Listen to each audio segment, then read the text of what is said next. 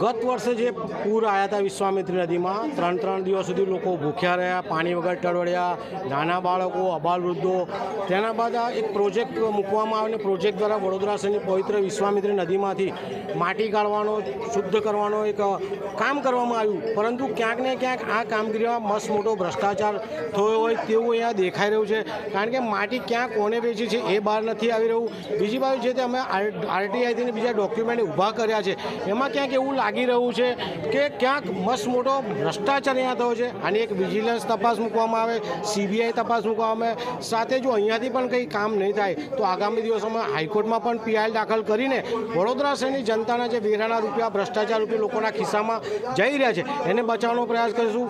આજે વડોદરા શહેર કલેક્ટરમાં અમે બોટ સાથે બીજા જેકેટ અને અન્ય વસ્તુઓ લાવીને વડોદરા શહેર કલેક્ટર સાહેબને આવેદનપત્ર આપવા આવ્યા છે. અને વડોદરા શહેરની જનતાને એ પણ કહે છે કે જો વડોદરા મહાનગરપાલિકાએ 200 તરાપા, લાઈફ જેકેટ આ તમામ વસ્તુઓ લાવીને મૂકી છે તો કેમ લાવીને મૂકી? જો વિશ્વામિત્રી નદીમાં પૂર જ ના આવવાનું તો આ બધી વસ્તુ વસાણ કેમ નહીં? એટલે ક્યાંક ને ક્યાંક મસ્ત મોટો ભ્રષ્ટાચાર જ્યારે થયો છે એને ઉજાગર કરવા આજે વડોદરા શહેર કલેક્ટર સાહેબમાં આવેદનપત્ર આપવા આવ્યા છે. આજે ટીમ વડોદરા, જે વડોદરાના સામાજિક સેવકો છે એ લોકો અહીંયા ગાડી નાવડી, લાઈફ જેકેટ અને પાણીમાં ડૂબી ના જવાય એ બધી વસ્તુઓ લઈને આવ્યા છે અને વડોદરાની જનતાને ચેતવી રહ્યા છે કે ફરીવાર પૂર આવશે.